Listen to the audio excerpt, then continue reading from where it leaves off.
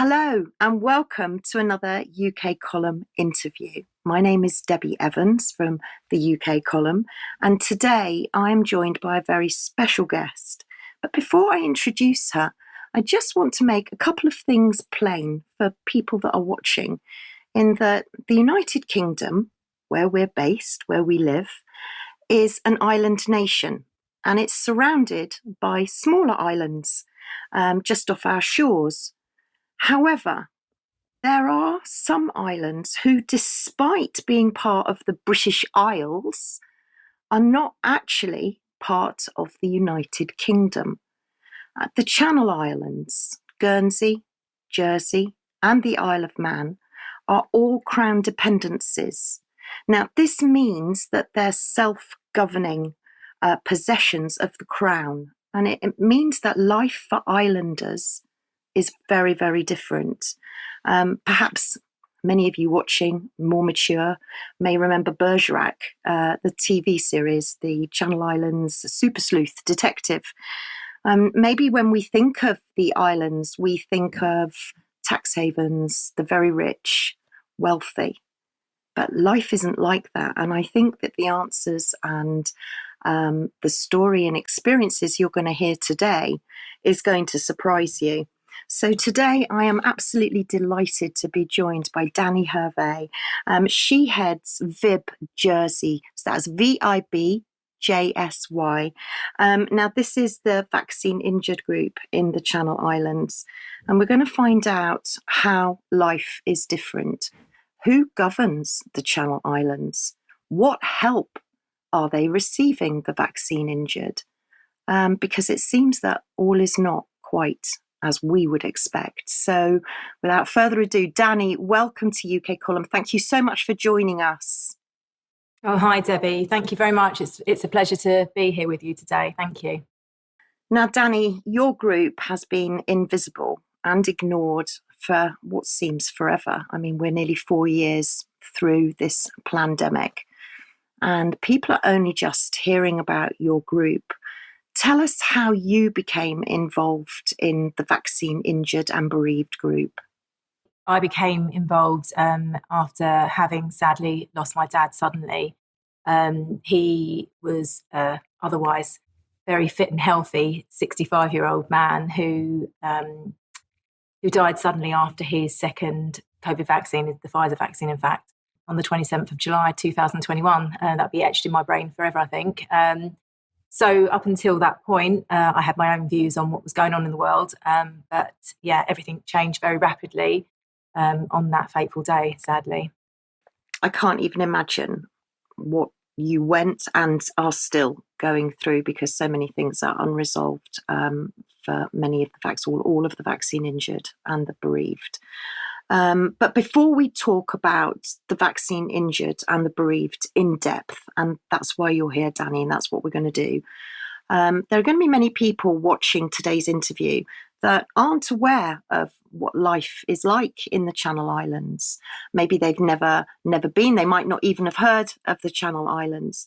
And I just want you to tell us what life is like for an islander, because it's very different, isn't it, from, well, certainly from what I thought. So go ahead and tell us a little bit about life in the Channel Islands. Yeah, so as you say, it is very different. I'm originally actually from London, but I've been in Jersey for about 22 years now. So I've kind of got a good idea about both places. So Jersey is actually geographically located very close to France. So I think we're about 14 miles from France, about 85 miles from the sort of coast of England. It's a lovely place. It's a very beautiful place, but there's a big disparity between those who have and those who have not, sadly. So there's a good contingent of very wealthy people who come to the island for advantageous tax positioning, if you like. And there's the people who service that industry. One of the main industries is actually the finance industry, as well as tourism and agriculture. But all around, I mean, it's a beautiful place, as I say, but it's very expensive. We already were running at a very high cost of living to live in the islands. I think the last 4 years have really exacerbated the issue of people having a lot less than they ever have. And so, yeah, I think there's definitely a perspective that people have of the Channel Islands being a very wealthy place and everybody's quite affluent, but it certainly isn't the case. And there is definitely a large contingent that don't have very much at all.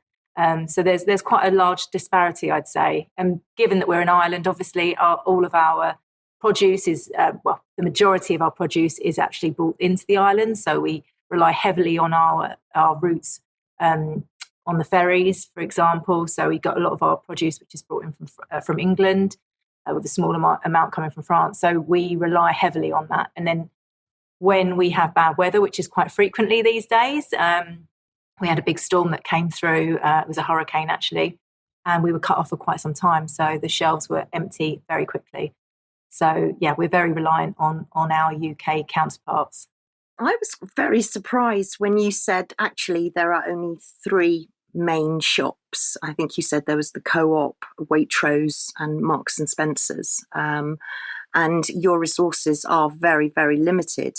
And I mean, we talked about comparisons, just slight comparisons in cost of living. And I was speaking to a colleague in Scotland who currently is saying that I think diesel is about 150 a litre. Down here in Cornwall, it's 160 a litre. And you told me that in the Channel Islands, it's 175 a litre. But then, of course, you don't pay road tax. So there's that to take into consideration, which leads me on really to say, you know, you're governed completely differently, aren't you? You're not under our Prime Minister, Rishi Sunak. You have your own government. So how does that work? Tell us a little bit about how you're governed. Yeah, that's right, Debbie. As you mentioned, we are actually we're referred to as the Bailiwick of Jersey, which is a self-governing possession of the Crown. It's referred to. So, although we're part of the British Isles, we aren't part of the UK. We have our own laws, we have our own financial rules, we've got our own regulation, and we've got our own Parliament, which is known as a States Assembly. So, although we are quite separate, our laws have to receive royal assent. So that goes through the Privy Council. So although we do make our own laws, we still tie into the UK, although we don't have representation in the Houses of Parliament. As such, we do create our own laws, but they do have to receive royal assent, as I say. So it is different. We do have our own elections, which run every 4 years like the UK do, but we aren't allowed to vote in any kind of UK elections, or we didn't get a choice around Brexit, although we're heavily impacted by Brexit. We do sort of stand alone in in a kind of parliamentary sense. So, yeah, we are quite separate in that respect. You've even got, you've got your own passport, haven't you? And you have a special stamp in your passport too. So, I mean, that's very different where some people can work in Europe and some people can't. And I know that in many areas, it's the same in Cornwall in that the young people that are born here can't afford to stay because the property is so expensive. And I know you were telling me about the Jersey beans. Tell us briefly about a Jersey bean. So that's a term that's been coined over the years. So a Jersey bean is referred to like a local person. But specifically when we talk about the passports, you're right, we do have a different type of passport.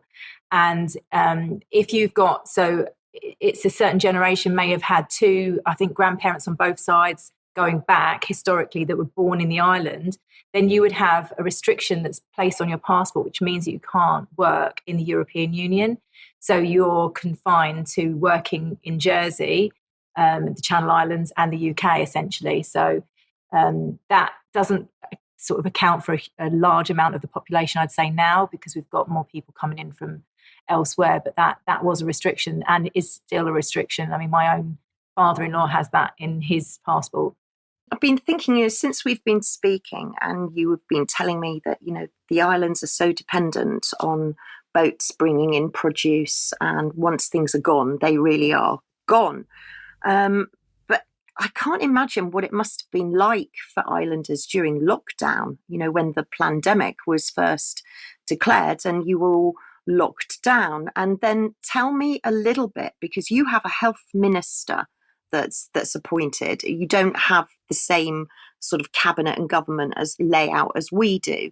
So tell us what happened? Were you mandated to have vaccines? Were you following the same guidance that we had to follow in the UK, or was it slightly different? Yeah, so we do have a health minister. I mean, I think much like the UK, our government has rotated very heavily these past 4 years. There's been a lot of shifting around, but during the COVID pandemic period, there were rules that were kind of implied upon us or imposed upon us. We lockstepped with the UK essentially. So everything the government in the UK did, we did. We followed JVCI guidelines and MHRA. So everything they did, they just outsourced all of the local thinking, which was a real shame actually, because we had an opportunity to do things differently. We didn't have to follow suit, and we could have done things differently. In terms of vaccines, they weren't mandated; they were heavily encouraged. There was a paper that was actually written on how to convince an island population to get vaccinated. They had a very significant uptake in vaccinations based on the measures that they adopted during that period. So, we very much copied what the UK did. It wasn't mandated, but there was a heavy influence, especially in the medical sectors, for people to get vaccinated. Yeah, it's interesting to know that you were forced to copy what the UK did. So you were forced to follow the yellow card scheme. You were forced to listen to the MHRA.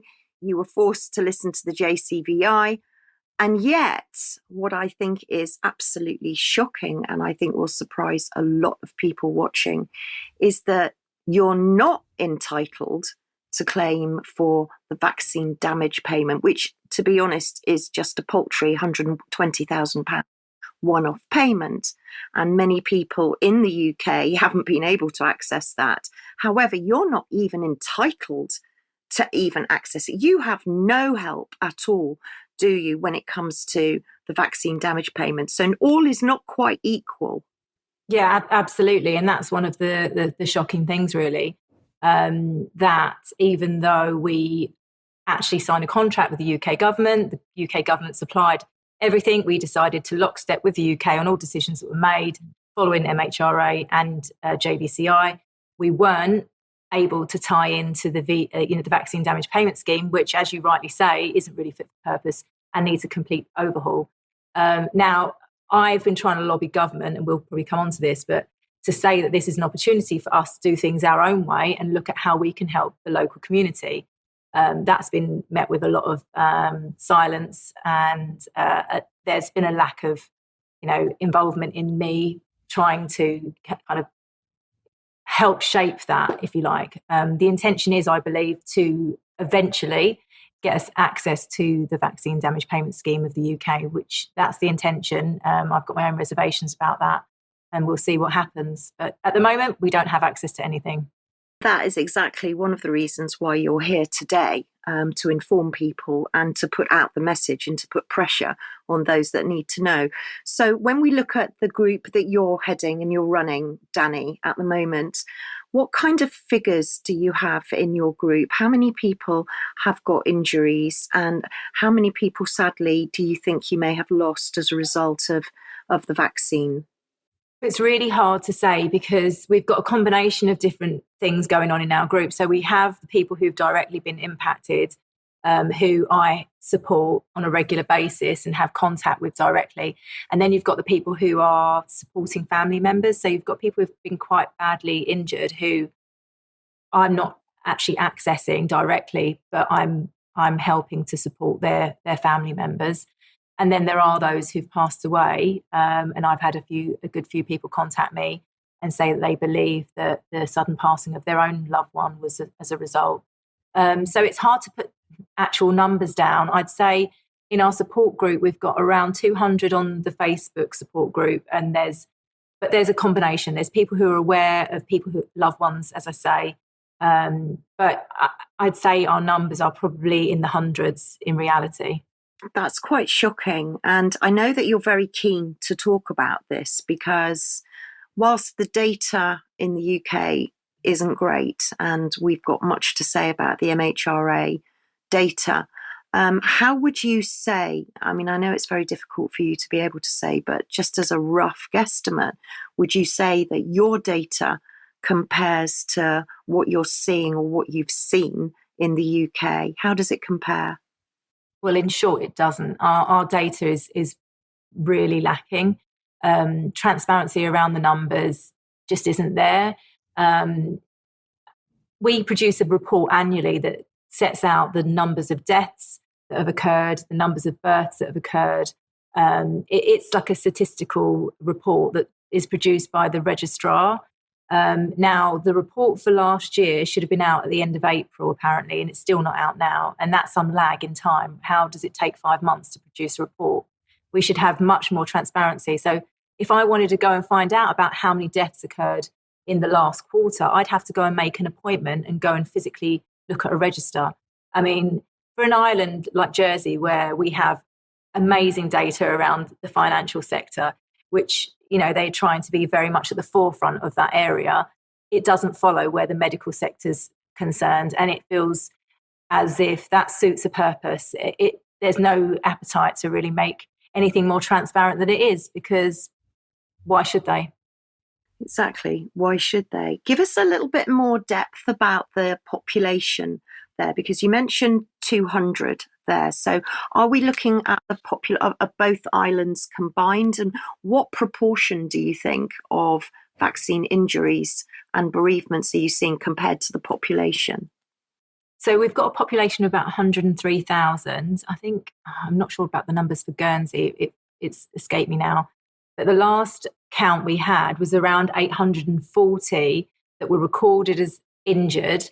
Now, not all of those people have connected with me, because it's very difficult to get information out. That's the other thing that we really struggle with, which is why it's been fantastic to be able to talk with yourself, Debbie, because our media is very much like it is in a lot of places. It's shut down, and they're aware of me, but they've never printed anything about the vaccine support group. So I am not able to connect with the wider community. So it's really hard to talk about actual numbers that are injured. That's just the numbers that I've been able to connect with, and I'm talking around the 200 mark. But I would say that there are a significant amount of people injured.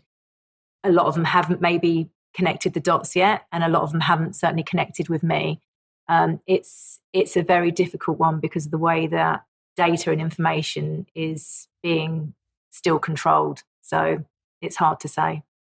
Is anybody from your government listening to you, Danny? Because we hear you, and as our regular audience will know, Danny appeared live on our news, because we'll come on to talk about the Zoom conference call that you organised in a minute. But is anybody from your government hearing what you're saying? Because we certainly are.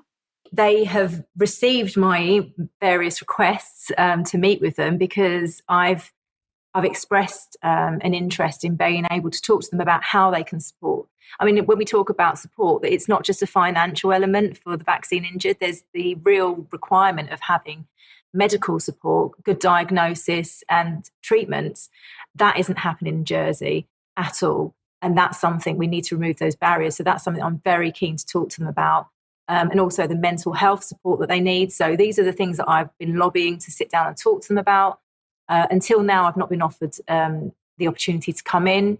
There is looking like maybe it may happen, but again, I won't hold my breath. I've been asking for these things to happen for a very long time.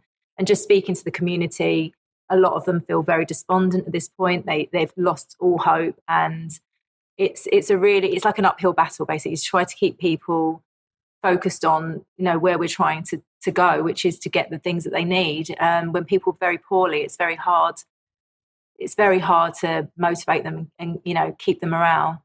It's been a long time. Yeah, and Danny, we're hearing this also from Charlotte at UKCV Family, Ruth, who heads up the Scottish Vaccine Injured Group. It has been a long time, and it's continuing, on. Before I talk to you about the isolation, because there is a huge isolation component in this, not only are you, those of you that are well and healthy, isolated on an island, ignored and invisible, but those with vaccine injuries are in an even more dire position. And I wanted to ask you about what facilities do you have on the island? Do you have a district hospital? What's the capacity for that? Or do you normally, if you were having a procedure, for example, would you have that on the island, or would you be sent for a referral into the UK on the mainland? What's your health system structured like over there? So we do have a main hospital where we can have um, various operations can be performed locally. So there is the facility for that. Unfortunately, our hospital is very substandard, and there's been a requirement to basically rebuild a brand new hospital. That in itself is a huge debacle where they've spent huge amounts of money. I think the last count was around 200 million, possibly, but we don't have a hospital. We've basically paid a lot of consultants to come and look at what they could do for us. That's probably me putting it very simplistically, but I think it's one of the bones of contention in the island as a whole. Our health service is sorely lacking for an island the size that we've got, and yeah, it's an absolute nightmare, to be honest. The health service. So a lot of people do tend to go off island to find specialist treatments. But again, there's added expense because it's not cheap to get off the island, and then you have to obviously pay for private treatment. So we do have a health service, in short, but it's not a very good one. I think that is a very, very interesting point, because what we're hearing from other groups, um, we're hearing so many injured people that are feeling pretty sick, and they're being made to travel huge, huge distances in order to seek treatment. So for you, your only way off the island, presumably, is by air or by boat. Um, how long would a trip take, for example, if you were going by boat? Because I'm presuming boat is probably cheaper. So for somebody that's struggling already with the cost of living, these trips are going to be pretty crippling, I would imagine. So, I mean, I'm presuming too, they would have to go to the mainland, probably find somewhere to stay overnight, because it would be too much probably to do in a day. How much are we looking at here, Danny? Yeah, it's not cheap. I mean, you're probably looking at a couple of £100 to get off the island. If you're doing, it depends. You can get it cheaper depending on the time you go, etc. Yeah, I think that I'm due to be going away shortly, and I think we paid a couple of £100 to leave the island. So it's a short flight. It's a 40-minute flight. The boat's not much cheaper in reality. If you're taking a car, you're probably looking about £350 actually with a car. So it's probably a bit more expensive. And then, as you say, you need to get accommodation. So it really is another layer of expense that when you're already suffering and a lot of people aren't able to work, it becomes really difficult to manage. Yeah, I completely understand. Have you got anybody on the island that's supporting you, and is saying, right, okay, we need to do something? Are there any GPs? Are there any health practitioners? Are there any nurses? Do you have anybody that's speaking up for you at all there? There is a group. Obviously, we've talked on the UK and Channel Islands Alliance webinar that we were able to host.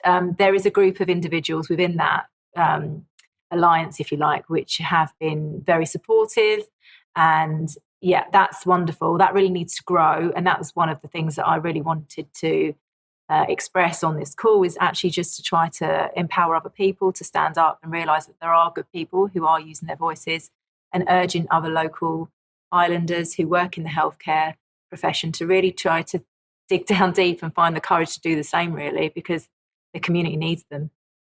We're so grateful that we've got people like you, Danny, and Charlotte, and Ruth, and all the others that head these groups, because without the groups, I think many people, I don't know quite what they would do. Can you give us any idea of some of the experiences that people are telling you about? Perhaps some of the vaccine injured, what's happening to them, what kind of injuries? I know there's probably a whole load, but what are you seeing as the biggest problem, the biggest hurdle? Because I know that you're telling me that a lot are leaving the islands and they're actually moving away. And are they being driven away because there is nothing left for them on the islands anymore?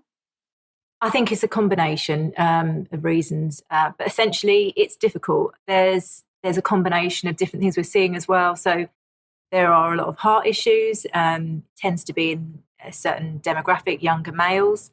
We had one chap who was a professional football player for the island. He ended up in hospital the same day he received his vaccine. Um, yeah, without going into too much detail about his own story, he wasn't believed. They didn't link it. They said it's nothing to do with the vaccine. They would not entertain it. He was presenting as if he was having a heart attack. This went on. He visited the hospital a number of occasions. They would not give him an MRI. They just said he was nervous. It was the typical gaslighting scenario. In the end, he had to leave because he was not getting treatment. They would not see him here. He had to pay for a private MRI off island, and it came back that he had myocarditis and heart inflammation. So that's just one example. We've had other people who, again, shortly after vaccination, have ended up in A&E. One particular person almost died. They had to put her into an induced coma. She had severe Guillain-Barré syndrome. They had to flush her blood out of the body through a machine. I think they did 9 washes through the machine. In the end, she survived, but she was in a coma for some time. They actually admitted that it was vaccine related on that particular occasion. And she was basically told, don't have any more vaccines, especially not the COVID vaccine.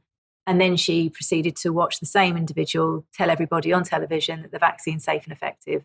I think later that night on a television advert that they were urging people to go and get vaccinated. So there are repeating stories like this, a lot of gaslighting. People will not admit that it's vaccine related. The local cardiologist will not admit that anything he's seen is vaccine related, which is very, very frustrating, let's say. And I feel very frustrated for the individuals who are subjected to that treatment. Listening to your stories, it's becoming so obvious that so many people have been gaslit by doctors and professionals who say it's anxiety, it's in your head, you're imagining it, because it can't possibly be anything to do and with the vaccine. And I look at the mental health figures at the moment, which are just shooting through the roof. Most are being blamed on lockdown and the effects of the psychological damage of losing jobs and etc. during lockdown. Nobody actually wants to look at vaccine injuries, because I see that many of the vaccine injured have just been lumped into this mental health data basket in order not to focus in on the real issues. I mean, it's just so, it's wicked is the only word that I can use to describe it, to be honest. But thankfully, you've got this group going, and you now being heard. But you've had to go to pretty extreme lengths, haven't you? Because you've literally been stranded out there screaming and nobody seems to have heard you. So what kind of lengths? Tell us about the Zoom conference call that you organised, that you came on and talked to us about, and it was brilliant. It was so successful. But tell us the lengths that you've had to go to get your voices heard. Yeah, I mean, as you say, because it's been quite easy. There's been no challenge here, and we are completely ignored and overlooked. We did go to the extent of organising an event whereby we brought in a fantastic panel of speakers. We had Senator Ron Johnson chairing proceedings. It was fantastic. And everybody got an opportunity to speak on their own personal experiences and talk on what they've seen firsthand, giving evidence in terms of statistics. So it was the opportunity for our local government ministers to join in the conversation, hear firsthand what these professionals were seeing, who were not conflicted. They weren't getting paid to talk about any of these things. They were putting their head above the parapet, which is what a lot of health professionals have chosen not to do. So I'm very proud to have been involved in organising that. And my hope is that will have a ripple effect and it will help those conversations take place.